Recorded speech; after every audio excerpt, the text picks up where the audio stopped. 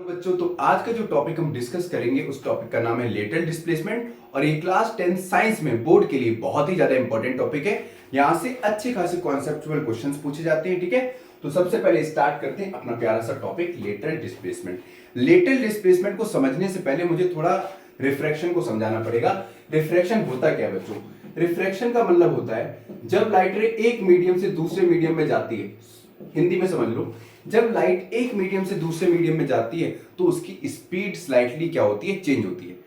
अब मैं डायरेक्टली ये नहीं बोलूंगा कम होती है। क्यों? क्योंकि जब लाइट रे रेयर से डेंसर मीडियम की तरफ जाती है, मतलब जिस मीडियम की डेंसिटी कम है उस मीडियम से लाइट वहां जा रही है जहां की डेंसिटी ज्यादा है, तो उसको लाइट को ट्रेवल करने में दिक्कत होगी।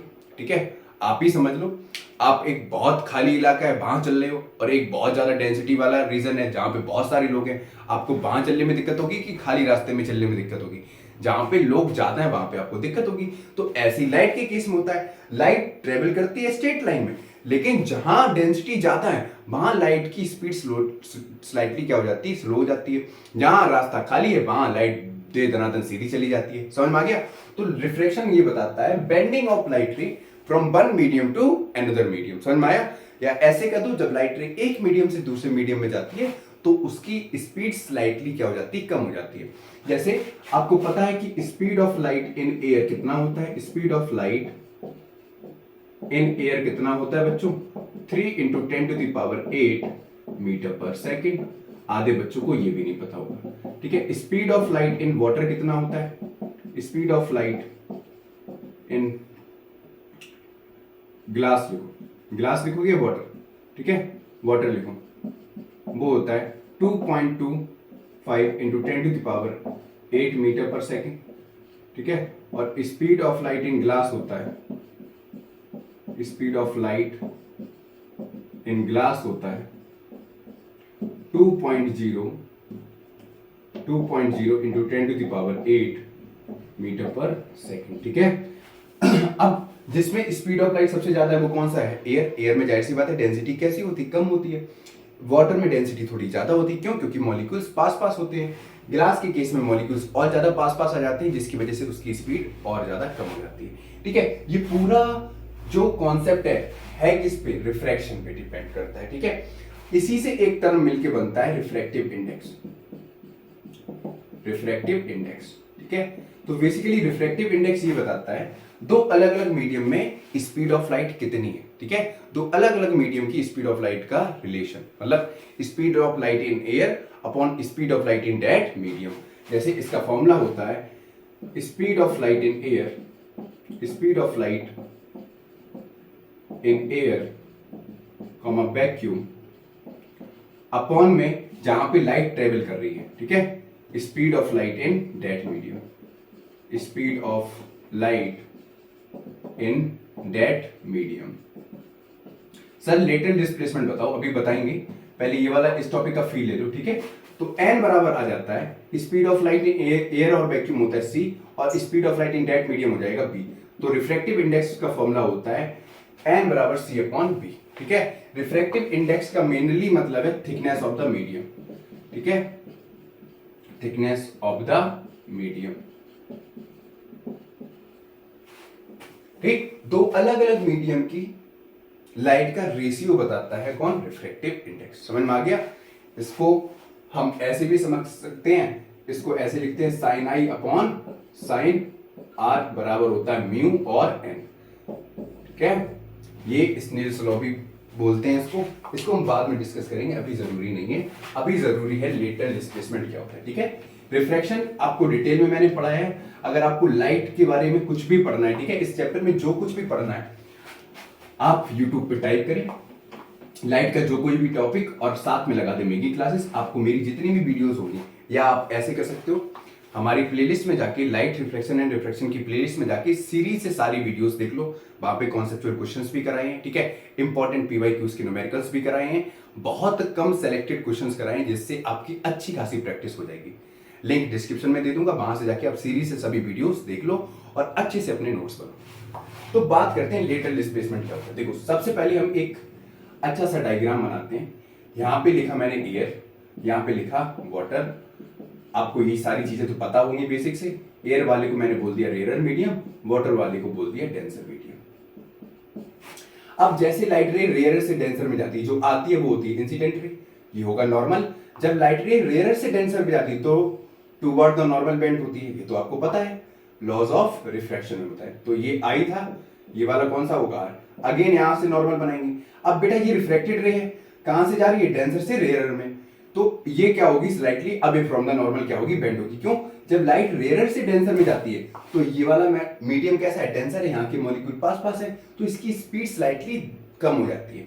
अब ये यहाँ से खुली हवा चाहिए इसको, आजादी, आपकी तरह कमरे में पेरेंट्स देख रहे हैं तो पढ़ना पड़ रहा है, पेरेंट्स ऐसे इधर उधर हुए तुम 2 मिनट में गायब, ठीक है। तो वैसे ही सेम चीज यहाँ पे, लाइट को यहाँ पे आजादी मिली तो ये अवे फ्रॉम द नॉर्मल बना। तो अब होगा क्या, तो जो ये वाला एंगल है इसको बोलते हैं इमरजेंट एंगल, ठीक है, एंगल ऑफ इमरजेंस। लेकिन ये जो लाइट रे निकली है इसको बोलते हैं emergent ray, EMER, emergent ray, ठीक है बच्चों। ये वाली कौन सी थी हमारी, इंसिडेंट रे। मैं यहां पानी पानी हो रहा हूं, तुम्हें मजे आ रहे हैं। ये क्या थी, हमारी रिफ्लेक्टेड रे, ठीक है, क्लियर हुआ। अब हमको क्या करना है, जो ये ओरिजिनल लाइट थी, जहां से लाइट, ये लाइट जो आ रही थी, इसको हमें आगे एक्सटेंड करना है सीधा, ठीक है।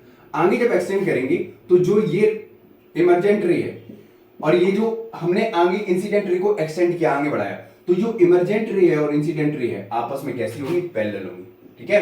और इन्हीं के बीच की परपेंडिकुलर डिस्टेंस को हमने बोल दिया लेटरल डिस्प्लेसमेंट। देखो ये कैसी है, दोनों पैरेलल हैं, ये वाली लाइट रे कैसी है, पैरेलल है, क्या आपस में कभी मिलेंगी, नहीं मिलेंगी।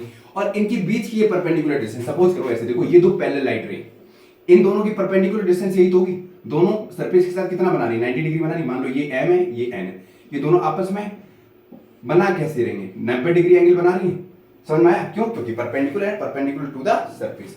तो इसमें ऐसे बोलेंगे, लेटरल डिस्प्लेसमेंट को ऐसे बोलेंगे, द परपेंडिकुलर डिस्टेंस, ठीक है, द परपेंडिकुलर डिस्टेंस, या ऐसे बोलो the perpendicular separation distance between the incident ray and emergent ray. फिर से बता रहा हूं, the perpendicular separation distance between the, ये जो लाइट आ रही है, incident ray and emergent ray, is called lateral displacement. अब कंडीशंस ऑफ लेटरल डिस्प्लेसमेंट समझ लो, डेफिनेशन तो समझ में आ गई, कंडीशंस क्या होंगी इसकी। तो सबसे पहले जितना एंगल ऑफ इंसिडेंस ज्यादा होगा, लेटरल डिस्प्लेसमेंट उतना ही ज्यादा होगा, समझ में आ गया। मतलब एंगल ऑफ इंसिडेंस अगर हम बढ़ाएंगे, ठीक है, इंक्रीज करेंगे, तो लेटरल डिस्प्लेसमेंट भी इंक्रीज होगा, लेटरल डिस्प्लेसमेंट भी इंक्रीज होगा। सेकंड बच्चों, जैसे जैसे रिफ्रैक्टिव इंडेक्स बढ़ेगी, रिफ्रैक्टिव इंडेक्स बढ़ेगी, लेटरल डिस्प्लेसमेंट भी इंक्रीज होगा। लिखो, ऐसे लिखो, on increasing the refractive index of a medium, refractive index of a medium, lateral displacement increases, lateral displacement also increases।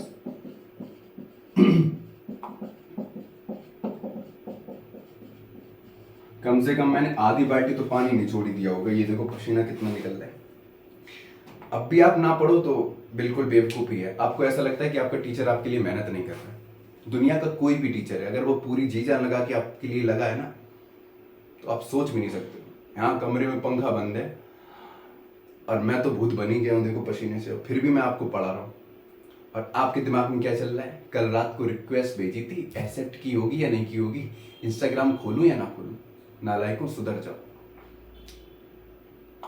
पता नहीं क्या चलता है दिमाग में, ठीक है। तो 2 पॉइंट समझ में आई। तीसरा बच्चों है कि जैसे जैसे थिकनेस बढ़ेगी मीडियम की, मॉलिक्यूल्स पास पास आएंगे, ठीक है, तो रिफ्रैक्टिव इंडेक्स क्या होगी, बढ़ेगी, ठीक है। मतलब लिखो डायरेक्ट, थिकनेस के डायरेक्टली प्रोपोर्शनल है। अब डायरेक्ट लिखो, थिकनेस के, हिंदी में लिखो, इंग्लिश में, बहुत इंग्लिश में टाइपिंग करते हो ना, थिकनेस के डायरेक्टली प्रोपोर्शनल है, डायरेक्टली प्रोपोर्शनल है, स्पेलिंग चेक कर लियो भैया, ठीक है। मतलब थिकनेस मीडियम की बढ़ेगी तो लेटरल डिस्प्लेसमेंट भी क्या होगा, इंक्रीज होगा। और बच्चों अब याद रखना एक टर्म, जो वेलोसिटी है बच्चों, वेलोसिटी और जो वेवलेंथ है वो डायरेक्टली प्रोपोर्शनल है। आपको लाइट की प्रॉपर्टी में पता है, पढ़ा होगा कि जब वेलोसिटी बढ़ाते हैं तो वेवलेंथ भी बढ़ती है। ठीक है, जब लाइट रे एक मीडियम से दूसरे मीडियम में ट्रेवल करती है तो उसकी वेलोसिटी चेंज होती है, जिसकी वजह से वेवलेंथ भी चेंज होती है, याद है ना। ठीक, अब मान लो लाइट रे रेयर से डेंसर में जा रही है तो उसकी वेलोसिटी कम होगी, जिससे वेवलेंथ भी कम होगी। तो वेवलेंथ कम होगी तो रिफ्रैक्टिव इंडेक्स बढ़ेगी। समझ में आ गया? मतलब अगर वेवलेंथ कम होगी तो लेटरल डिस्प्लेसमेंट बढ़ेगा। ध्यान से सुनो, जब लाइट रे रेयर से डेंसर में जाएगी तो वेलोसिटी कम हो रही, वेलोसिटी कम हो रही तो लेटरल डिस्प्लेसमेंट बढ़ रहा है। बात समझ में आई? क्यों? क्योंकि स्पीड कम होगी, जितना स्पीड कम होगी ये टुवर्ड द नॉर्मल बेंड होगी। बात समझ में आई? एक एक स्टेप समझो, फिर से समझाता हूं। देखो v बराबर, आपने फॉर्मूला पढ़ा होगा लैम्डा इंटू एफ। ठीक, समझ में आया? अब मुझे f निकालना है या हमको लैम्डा निकालना है, तो लैम्डा बराबर क्या हो जाएगा? देखो ध्यान से सुनो, सही है फॉर्मूला, गलत तो नहीं लिखा मैंने ना। v बराबर लैम्डा इंटू एफ, है ना। हाँ, अब देखो ध्यान से, वेलोसिटी किसकी डायरेक्टली प्रोपोर्शनल है? वेवलेंथ के। वेलोसिटी बढ़ाओगे तो वेवलेंथ भी क्या होगी? बढ़ेगी। क्लियर हो गया? और फ्रीक्वेंसी कैसा है? Frequency remains change. तो ऐसे लिख सकते हो, अगर मुझे निकालना है इसको ऐसे लिख दो, अगर मुझे वेवलेंथ निकालना है तो लैम्डा बराबर ये एफ आ जाएगा। मतलब वेलोसिटी वेवलेंथ की डायरेक्टली प्रोपोर्शनल है, लेकिन frequency through out all the medium कैसी रहेगी? सेम रहेगी। यहां से भी क्वेश्चंस बनता है एमसीक्यूज में, तो ध्यान रखना। ठीक है, क्लियर हो गया?